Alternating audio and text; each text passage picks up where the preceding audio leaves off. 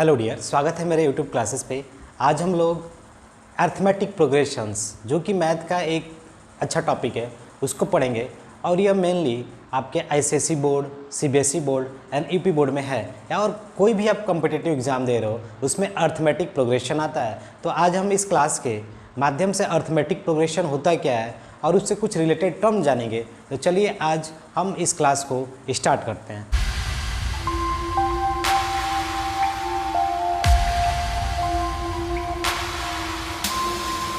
का नाम है अर्थमेटिक प्रोग्रेशन। तो भाई अर्थमेटिक प्रोग्रेशन जानने से पहले हम कुछ चीज़ें जान लेते हैं। जैसे आप नंबर समझ रहे हो, नंबर क्या होता है, तो उससे पहले सीक्वेंस समझते हैं। सीक्वेंस क्या होता है, ठीक है। तो सीक्वेंस समझने के लिए जैसे ये क्या बोलता है कि एक अरेंजमेंट होता है नंबरों का एक पार्टिकुलर ऑर्डर्स में और कुछ रूल के तहत। जैसे मैं देखो यहाँ पे एग्जाम्पल समझाऊंगा आपको। देखिए यहाँ पे कुछ पैटर्न दिए हुए हैं नंबरों का। जैसे ये पैटर्न देखो ऐसे दिया हुआ है, तो अब यहाँ पे भी एक पैटर्न ऐसे लिखा हुआ है, ये पैटर्न है, ये पैटर्न, ठीक है। अब इनमें सीक्वेंस क्या होता है, तो सीक्वेंस का मतलब क्या था कि आप अरेंजमेंट कर रहे हो नंबरों का, लेकिन एक पार्टिकुलर आर्डर्स होना चाहिए, यानी किसी रूल के तहत आगे बढ़ने चाहिए। तो देखो चेक करते हैं इसमें रूल है कि नहीं। 2 में 2 जोड़ेंगे 4, 4 2 जा 6, 6 2 8, 8 2 जा 10, यानी रूल है, रूल कहीं वायलेट नहीं हो रहा है। यानी किसका रूल है, दो ऐड करने का। तो क्या मैं इसके लिए कोई जनरल तरीका लिख सकता हूँ, सामान्य तरीका? तो लिख सकते हैं भाई। क्या सामान्य तरीका हो सकता है, 2n, एक जनरल फार्मूला हो गया, यानी जनरल टर्म्स 2n। 2n का मतलब यही है ना कि n की जगह पर हम क्या बोलेंगे, n belongs whole number. n की वैल्यू क्या है, होल नंबर्स। तो यहाँ पर पहली बार मैंने 1 रखा तो 2 आया, फिर n की जगह पर 2 रखा तो 2 दूनी के 4, फिर मैं 3 रखा तो 3 2 जा 6। तो ये सीक्वेंस है भाई। सीक्वेंस का मतलब क्या होता है, एक अरेंजमेंट हो नंबरों का और एक पार्टिकुलर रूल के तहत हो, यानी कोई नियम से जुड़े हो। जैसे अब देखो कोई ऐसे ही ऐसे लिख दे यहाँ पर,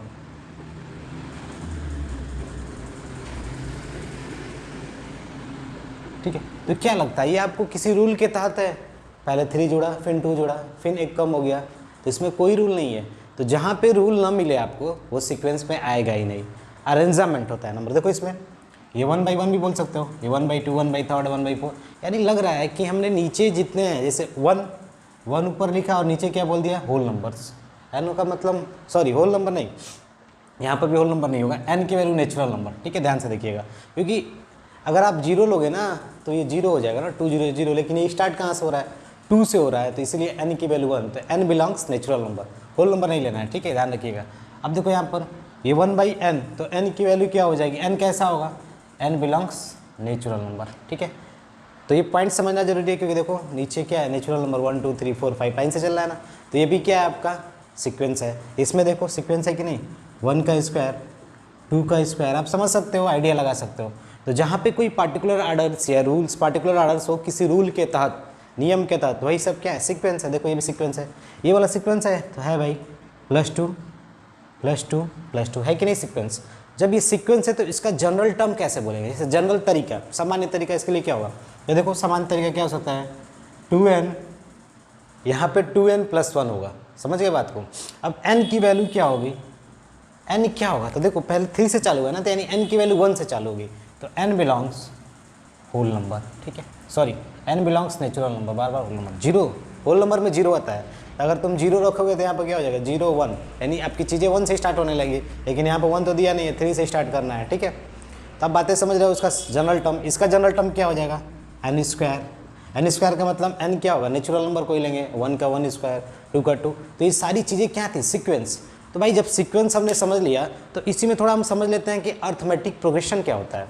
तो देखो इसी से समझ जाओगे। अर्थमेटिक प्रोग्रेशन ये बोलता है कि कोई सीक्वेंस हो और उस सीक्वेंस में ऐसा रूल हो कि जिसमें जो अगला टर्म आ रहा है, जैसे ये 2 के बाद 4 आ रहा है ना, उसमें एडिशन करते हो, जोड़ते हो हम लोग, जैसे 2 जोड़े यहाँ पर, तो फिर इससे अगला वाला 2 जोड़ के मिल जाए, यानी कांस्टेंट नंबर जोड़ते जाए और अगला वाला वैल्यू मिलता जाए। जैसे देखो 2 में 2 जोड़े 4, 4 में 2 जोड़े 6, 6 में 2 जोड़े 8।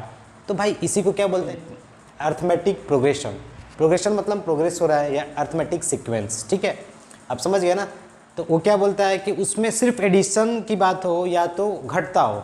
जैसे कोई बोल दे ये वाला होगा, ये वाला नहीं होगा, क्योंकि आप इनका डिफरेंस चेक करो, इसका चेक करो और इसका चेक करो, क्या दोनों का सेम है, सेम है तो होगा, नहीं तो नहीं होगा। तो अर्थमेटिक प्रोग्रेशन में आपको कांस्टेंट टर्म को जोड़ते जाना है। जैसे इसमें देखो 2 2 4, 4 में 2 गया, 4 में 2 जोड़े 6, अब कोई ज़रूरी है कि जोड़ी के हम कर सकते हैं, माइनस भी तो हो सकता है। ऐसा क्या हुआ, यहाँ पर 10 है, फिर 9 आ गया, 8 आ गया, 7 6, तो ये भी अर्थमेटिक प्रोग्रेशन, क्योंकि देखो एक माइनस होता जा रहा है। माइनस से सेंस क्या है कि हम प्लस कर रहे हैं किसको, -1 को प्लस कर रहे हैं, ये सोचना है। ये बहुत से बच्चे बोलेंगे घटा दिया है, घटा दिया, तब भी चल जाएगा, ठीक है, बात समझ रहे हो। तो आप एक एक के माइनस करते जाओगे तो आपका अर्थमेटिक प्रोग्रेशन का सीरीज मिलेगा, ठीक है। तो आपने सीक्वेंस समझा, उसी सीक्वेंस में हमारे अर्थमेटिक प्रोग्रेशन कब होगा ये भी जाना कि हम ऐड करते जाते हैं। जैसे देखो 2 में 2 जोड़ा 4, 4 में 2 जोड़ा 6, ठीक है। तो अब इसी को, जो ये पहले वाला है ना, इसको बोलते हैं फर्स्ट टर्म यानी A1, second term, third term, fourth term. ये इससे मतलब है कि पहला टर्म के लिए 1 लगाया, दूसरे टर्म के लिए 2 लगाया, ठीक है। तो आप बातें समझ रहे हो। इसी तरह आपका जो लास्ट टर्म होगा उसका नाम क्या होगा, AN होगा। क्या होगा, AN। कोई जरूरी नहीं कि nth, देखो AN क्या बताएगा, जनरल टर्म बताएगा। जनरल मतलब क्या होता है, सामान्य बात में। जैसे इसका जनरल टर्म क्या था बाबू, 2n। तो 2n से क्या लॉजिक लगेगा कि आप n की जगह पर 1 रखोगे तो पहला आ जाएगा 2, 2 रखोगे तो 4 आ जाएगा, 3 रखोगे तो 6 आ जाएगा। तो AN so the general term, यानी जनरल टर्म को बताता है, सामान्य टर्म को, ठीक है। आप n की वैल्यू पुटअप करते जाओ, आपका n 1 रखोगे तो देखो क्या मिलेगा, n की जगह पर 1 2, फिर A2 रखोगे तो क्या मिलेगा 4, ठीक है। तो ये सब तरीके हैं। देखिए जैसे यहाँ पर लिख दिया जनरल टर्म AN, तो आपसे पूछ सकता है इसमें 4-5 टर्म बता दीजिए कौन कौन होगा, तो आप कर सकते हो। A की जगह पर 1 रखिएगा,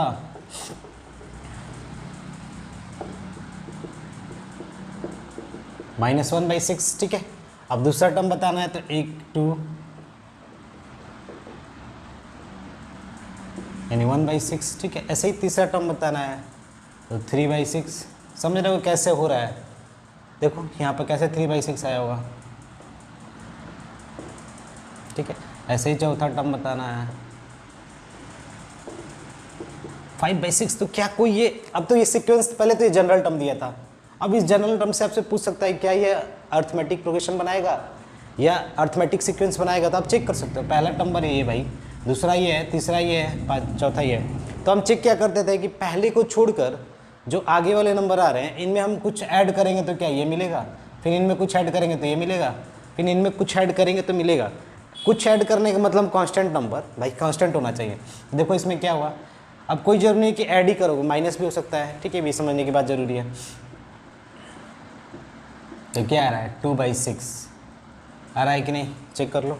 1/6 कैसे बना होगा भाई, तो आपका 1/6 कैसे बना होगा, आपने इसमें कुछ ऐड किया, मान लेते हैं D ऐड किया था, वो D निकालना है तो इसको मैंने इधर भेजा, तो देखो 2/6। तो हमने क्या ऐड किया यहाँ पर 2/6, यहाँ पर क्या ऐड करोगे, देखो अब लॉजिक समझ सकते हो, 1 के बाद 3 हुआ है ना, नीचे वाली चीज़ें फिक्स हैं, यानी हम क्या ऐड किए हैं 2/6, यहाँ पर भी ऐड किए हैं।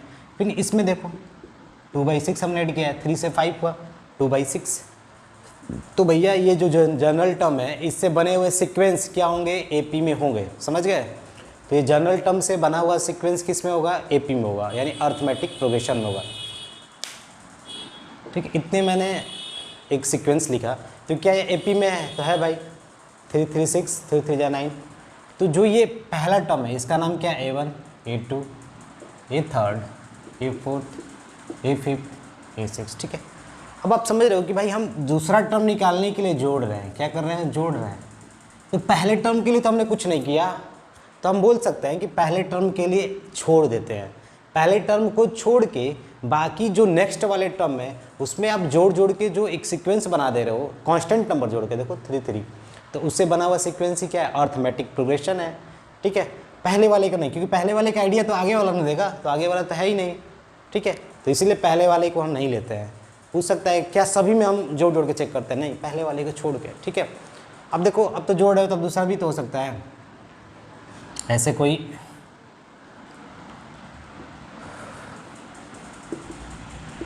हो गया कि नहीं, देखो 2 घटाया, फिर मैंने 2 घटाया, फिर मैंने 2 घटाया, 2 घटाया, तो भाई माइनस भी हो सकता है।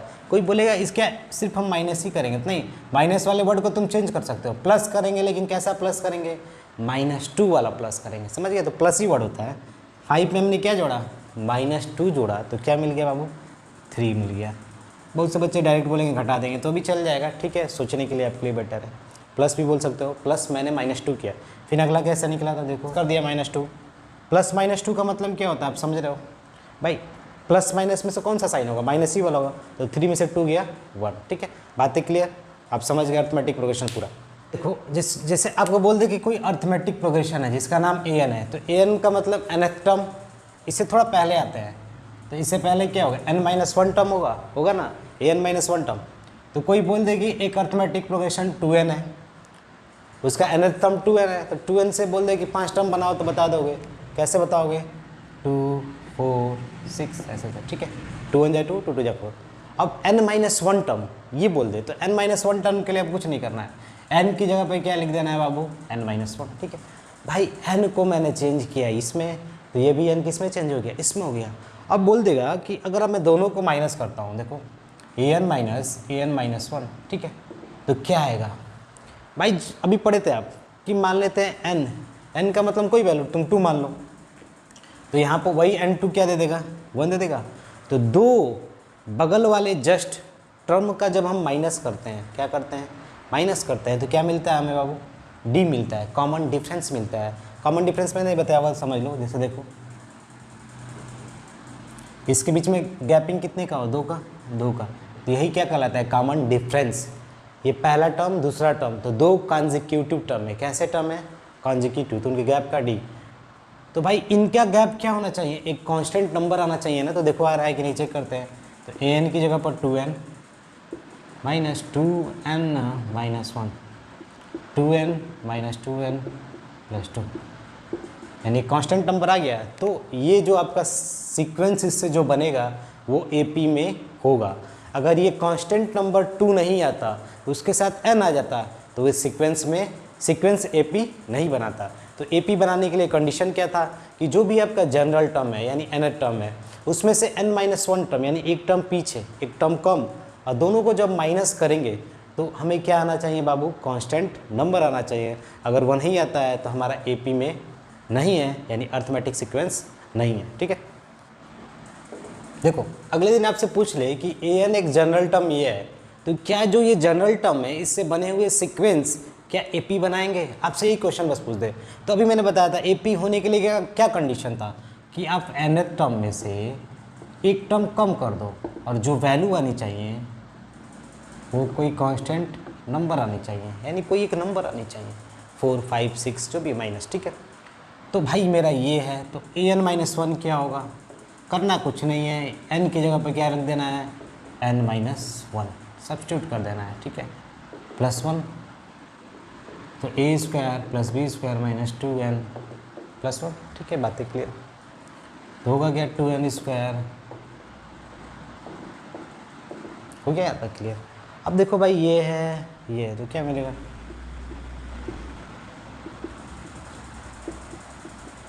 ये आपका an-1 टर्म आ गया कि नहीं।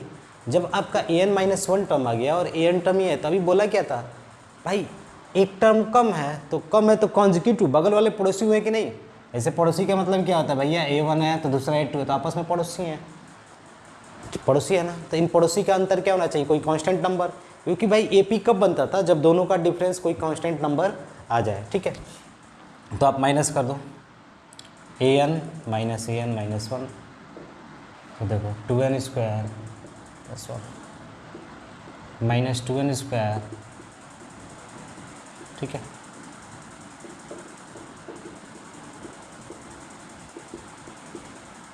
ये इससे कैंसिल हो जाएगा। ठीक है, ये +1 - 3, तो क्या हो जाएगा बाबू, -2 + 4n।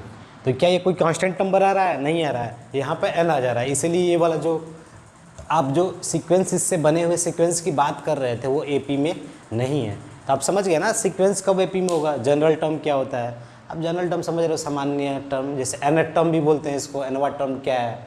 ठीक है, तो अब देखो, अब जैसे कि एक फार्मूला होता है, फार्मूला क्या होता है आप समझिए गए, nth टर्म का। ठीक है, AP के लिए nth टर्म का फार्मूला क्या होगा, तो पहला टर्म a + n-1d। ये कैसे है इसको भी समझ लेते हैं। देखो a का मतलब हम यहाँ पर पहला टर्म माने हैं, d मतलब कॉमन डिफरेंस। देखो कैसे, जैसे आप लिख रहे हो a, ठीक है, फिर दूसरा टर्म क्या होगा, एक नंबर जोड़ दो, d, क्या जोड़ा मैंने, d जोड़ा। इसी तरह आप फिर इससे अगला निकाल रहे हो तो एक और d जोड़ दो भाई, इसमें d जोड़ा तो फिर d जोड़ो ना, AP में तो यही कहानी है, प्लस प्लस करना है, ठीक है, A + 3D, ठीक है।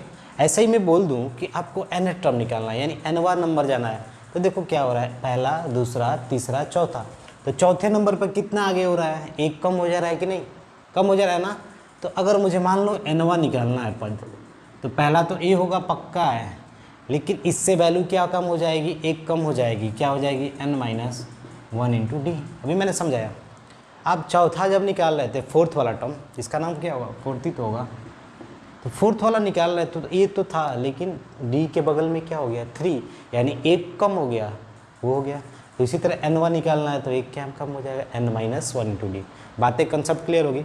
इससे ये मालूम चल रहा है कि nवां टर्म क्या होगा, ये सिर्फ टर्म की बात कर रहा है। ऐसे आप लिख दिए ना, कोई बोल देगा इसमें चौथा टर्म क्या है, तो ये चौथा टर्म है, यानी चौथे पोजीशन वाला नंबर है, ये सेंस होता है इसका, ठीक है। इसको नोट डाउन कर लीजिएगा, यही फार्मूला है मैंने आपका, ठीक है।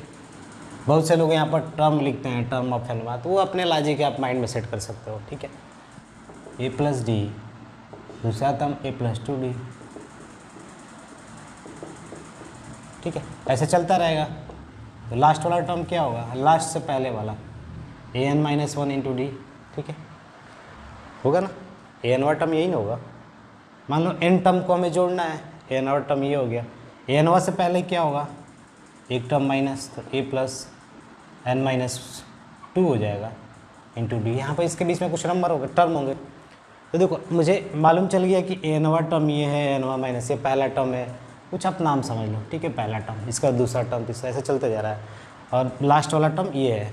हम n टर्म की बात कर रहे हैं, तो देखो n टर्म, अब इनको जोड़ना है, क्या करना है, ऐड करना है। तो अब जैसे ही देखो मैंने ये तो लिख दिया ऐसे, ठीक है। अब मैं क्या करता हूँ कि रिवर्स ऑर्डर में लिखता हूँ, रिवर्स मतलब पीछे से, तो पीछे से मतलब ये वाला, तो देखो क्या हो जाएगा,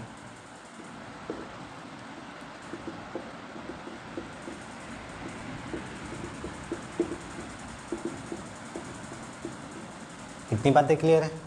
an वां टर्म A + n-1 × d, उससे थोड़ा एक कम, तो A + n-2 × d, ठीक है, बातें क्लियर। अब उसके बाद धीरे धीरे आप छोड़ दो, यहाँ पर गैप कर दो, जिससे मुझे लॉजिक क्लियर होना चाहिए बस। A थर्ड क्या होगा, A + 2d, A सेकेंड क्या होगा, A + d, और A वाला पहला टर्म क्या होगा, आपका A होगा, ठीक है, बातें क्लियर। पहले मैंने शुरू से लिखा A1 A2 A3 an तक गया, सिर्फ n टर्म की बात हो रही है, यानी n नंबर्स हैं, n मतलब 5 6 जो भी हो सकता है। यहाँ पे मैंने उल्टा लिख दिया, ठीक है। अब हम क्या करेंगे कि इस वाले टर्म को इसमें जोड़ देंगे, इससे इसको जोड़ेंगे, इसको इससे, यानी समझ रहे हो ना, पहला वाला n टर्म से जुड़ेगा, दूसरा वाला एक टर्म कम माइनस वाले से जुड़ेगा, यानी n-1 टर्म से, तीसरा वाला n-2, तो थोड़ा जोड़ के देखो ये a है ना, ये भी a है, तो a कितना हो जाएगा बाबू, 2a, कितना हो जाएगा, 2a, कितना हो जाएगा, 2a, और साथ में उधर से क्या मिलेगा, n-1 × d मिलेगा, वहाँ तक क्लियर। अब इसको जोड़ो, 1 1 2, यानी 2a हमेशा आएगा, बात क्लियर है, 2a हमेशा आएगा। देखो इसको भी जोड़ोगे ना, तो a तो यहाँ पर होगा ना भाई, तो 2a हमेशा रहेगा। अब यहाँ पर देखो, यहाँ पर 1d है, कितना d है, 1d है, यहाँ पर कितना है बाबू, n-2, यानी एक, अगर एक जोड़ देंगे उसमें, आप a जिसको जैसे a जोड़ोगे तो 2a बना, ठीक है। अब इस d को इस d वाले में जोड़ना, तो क्या होगा देख लो, nd है, इससे multiply nd -2d plus 1d यहाँ से, ठीक है, तो क्या हो जाएगा, nd - d हो गया कि नहीं, nd - d, तो यानी 1d कम हो गया, तो यही लिखा है। तो ऐसे सबको जोड़ोगे ना, तो यही हमेशा मिलेगा, ठीक है। आप जोड़ के एक बार चेक करिए घर पे, यही मिलेगा हमेशा, ठीक है। तो आप समझ गए कि भाई ये हमेशा चलता रहेगा। तो अब देखो इतने जो पूरे ये टर्म्स थे, जो ये पूरे मेरे टर्म थे, इनका नाम क्या था, SN, sum of n terms, क्या था, सम ऑफ n टर्म्स। इधर वाले भी जितने टर्म्स थे आपके, इनका नाम क्या था प्यारे बच्चों, SN, sum of n terms. मैंने इसको जोड़ा और इसको जोड़ा, तो कितने SN जोड़ा, 2 SN जोड़ा, कितना जोड़ा, 2 SN, यानी 2 SN हो गया।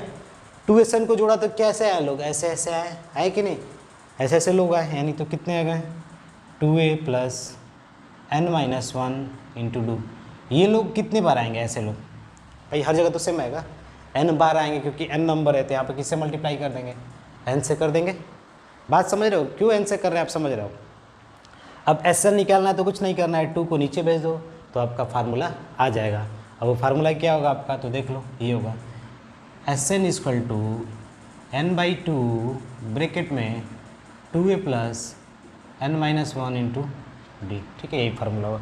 देखो यहाँ से 2 नीचे गया तो n/2 2a plus n-1 into D, यही आपका फार्मूला है। अब देखो कुछ बच्चे कहेंगे कि एक और फार्मूला इसका होता है, तो वो भी देख लो भाई, कुछ है नहीं, मॉडिफाइड है थोड़ा सा, n/2। ठीक है, यहाँ पर 2a है ना, तो एक को रखो और दूसरे को आगे भेज दो। ठीक है, जैसे ही भेजे तो जो ये वाला सीक्वेंस दिख रहा है आपको, ये वाला, ये कौन टर्म है, लास्ट टर्म है। पढ़े थे ना, लास्ट टर्म का मतलब क्या होता है, एनवा टर्म। एनवा टर्म को हम लास्ट टर्म बोलते हैं। जैसे मान लो एनी टर्म है तो एनवा टर्म क्या कहलाएगा बाबू, लास्ट टर्म। भाई एन की वैल्यू तुम्हारी मान लो 10 ही टर्म है, तो एन की वैल्यू 10 लिखोगे ना, तो 10 इज ए लास्ट टर्म, तो उसको आप लास्ट भी बोल सकते हो। तो फार्मूला क्या हो जाएगा, n/2 a plus last term. समझ गए कि नहीं। तो बात समझने का ज़्यादा प्रयास करोगे तो समझ आएगा। ठीक है, तो आपने फार्मूला जाना, सम ऑफ एन टर्म कैसे करते हैं। देखो क्या होता है ना, कभी कोई क्वेश्चन ऐसे पूछ देता है कि 3 टर्म्स आपके पास हैं और तीनों का सम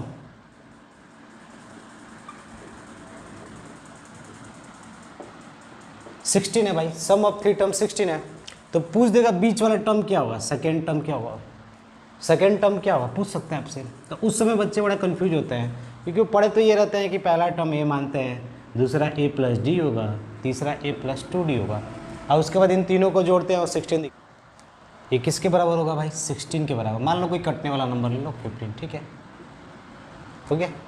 तो आप यहाँ से निकालोगे तो देखो क्या बचेगा, a plus D equal to 5। तो हमें तो सेकेंड टर्म बताना था ना, तो हमें तो a प्लस डी 5, यानी सेकेंड टर्म तो आ गया यहाँ से, सही है। ठीक है, सेकेंड टर्म आपका आ गया। अब देखो इसी को थोड़ा एक और लॉजिक से करते हैं, तो उस समय क्या होगा, हम मान लेते हैं पहला टर्म क्या था, a माइनस डी, यानी एक घटा देंगे। दूसरा टर्म क्या हो जाएगा, इसमें d जोड़ोगे तो क्या आएगा, a आएगा। तीसरा टर्म क्या होगा, a प्लस डी, क्योंकि आपको d जोड़ते जाना है भाई। a माइनस डी से शुरुआत किया, फिर इसमें d जोड़ा तो a आया, फिर d जोड़ा तो a d आया। तो भाई सीक्वेंस तभी होता है जब आप डी जोड़ते जा रहे हो। ठीक है, कोई कांस्टेंट नंबर। अब इन तीनों को जोड़ दो, यहाँ से भी सॉल्व कर सकते थे, कितना हो जाएगा 15। ठीक है, ऐसे भी आपका आंसर आ गया। देखो a प्लस डी क्या है, सेकेंड टर्म ही है ना, तो इसको भी सॉल्व करोगे तो आराम से आएगा। कैंसिल, जोड़ दिया तीनों को तो प्लस माइनस कैंसिल, यानी 3a इक्वल टू 15, तो a की वैल्यू 5। तो वहाँ से भी 5 आया। पहला टर्म क्या हमने माना था, a माइनस डी, दूसरा टर्म क्या था 5a था, तो a की वैल्यू 5। तो आप दोनों तरीके लगा के निकाल सकते हो सेकेंड टर्म। लेकिन अब और क्वेश्चन थोड़ा मॉडिफाइड हो जाएगा, वो ये बोलेगा कि सम ऑफ 3 टर्म्स तो ये है। ठीक है, अब बोल देगा प्रोडक्ट्स ऑफ 3 टर्म्स, यानी तीनों टर्म्स का प्रोडक्ट जो है वो आपका 35 पे बहुत कुछ दे सकता है। 35 मान लो 40 दे दिया। ठीक है, तो ऐसे क्वेश्चन आएंगे तो उस समय आपका ये वाला रूल ज़्यादा काम करेगा। ठीक है, ध्यान से, ये वाला भी कर सकता है, ये भी कर देगा काम। ठीक है, अब देखो कभी कभी क्वेश्चन नहीं पूछता है कि आप लास्ट से चौथा टर्म बताइए, लास्ट से। जैसे आप लिख रहे हो सीक्वेंस ना, a1 ये हो गया, अब बोल देगी लास्ट से चौथा टर्म, तो लास्ट से चौथा का मतलब क्या होगा, आप इधर आओगे ना, एक n-1 n-2, यानी यही लास्ट से चौथा टर्म होगा, क्योंकि आप an से चालू कर रहे थे। ठीक है, तो आगे से कौवा नंबर होगा, इसके फ्रंट से, आगे से, तो आगे से क्या होगा भाई, तो देखो कुछ आगे से आपका हो जाएगा आगे से n-3 टर्म होगा कि नहीं, और पीछे से कौन सा होगा, पहला, दूसरा, तीसरा, चौथा। तो लास्ट से लिख दोगे, लास्ट से 4, ऐसे बोल सकते हो। लास्ट से जो 4th टर्म है वो किसके बराबर है, an-3 के बराबर। तो ऐसे आप लॉजिक लगा सकते हो, यानी अगर 4 बोलेगा तो आपको एक कमी करके आगे से निकालना है। ठीक है, इवेंट टर्म्स की बात करी, यानी इवेंट टर्म्स, जब भी ऑड टर्म्स की बात करें, यानी आपके पास इवेंट टर्म्स हैं। इवेंट मतलब मान लीजिए 4 टर्म्स हैं, इसमें बोल दे 5 टर्म्स हैं, ठीक है। अब इनका सम दे दे तो उस समय आप क्या बोल सकते हो कि जो भी इवन जब लेना आप, तो उस समय जो डिफरेंस होता है उसको क्या नहीं रहेगा, देखो a माइनस 3d कर दो, ठीक है, पहला टर्म्स। दूसरा टर्म a माइनस डी, उसके बाद a plus D, a plus 3d, ठीक है। ऐसा क्यों मैं बता रहा हूँ, क्योंकि देखो इनको जब जोड़ोगे ना तो ये सब d कट जाएंगे, तो 4a बचेगा, 4a से डायरेक्टली आप आंसर निकाल लोगे। तो जब भी इवन टर्म्स हों, इवन में जैसे 6 टर्म बोल दे तब यहाँ पर कौन सा नंबर सोचेंगे, 5 सोचेंगे, 5 3 d, ठीक है। तो जब भी आपसे इवन बोले, जैसे 4 टर्म है तो आप 3 घटा देना, 6 टर्म होगा तो 5d से चालू कर देना है, माइनस 5d से। अब जब भी ऑड टर्म्स बोल दे 5 ऑड टर्म्स है, इनका सम दिया है, तो a minus 2d, a minus D, फिर a plus D, a minus a plus 2d, ठीक है, a प्लस 2d। देखो ये क्यों मैं बता रहा हूँ, क्योंकि आप इससे को जोड़ोगे ना तो ये 2d, ये d, ये सब कट जाएंगे, बचेगा क्या, सीधे 5 है। 5 है इक्वल टू जो भी सम है, मान लो 15 ही सम है तो a की वैल्यू आप 3 निकाल दोगे। a कौन सा टर्म है, तीसरा टर्म है, तो मिडिल टर्म निकालना इससे आसान हो जाता है। तो जब भी ऐसे मिडिल टर्म का क्वेश्चन आया तो इससे कर लोगे, लेकिन यहाँ पर मिडिल टर्म तो भाई 2 लोग हो जाएंगे ना, 1 2, तो यहाँ पर मिडिल टर्म नहीं बता पाओगे इजली, क्योंकि भाई इवेंट टर्म्स हैं तो मिडिल टर्म बताना पॉसिबल नहीं है, वहाँ पर डी की जानकारी होनी जरूरी है, ठीक है। तो आप इतनी बातें समझिए कि हम इनका भी यूज कर सकते हैं, ठीक है। देखो इसमें से मैंने, जैसे ये है ना, इसमें मैंने कितना जोड़ा है, तो आगे वाला आया है 2d जोड़ा है, तब ना जाके माइनस डी आया, यानी 2d जोड़ता गया हूँ, ठीक है। इसमें भी d जोड़ता गया हूँ, ठीक है। तो आप ये लॉजिकल समझ सकते हो कैसे इनका क्वेश्चन भी यूज होता है, ठीक है। तो आज हमने AP के बारे में जाना, AP क्या होता है बेसिक कंसेप्ट समझा, और इससे आगे हम क्वेश्चन भी करेंगे। तो आज के लिए बस इतना ही, मिलते हैं अगले क्लास में, तब तक के लिए धन्यवाद।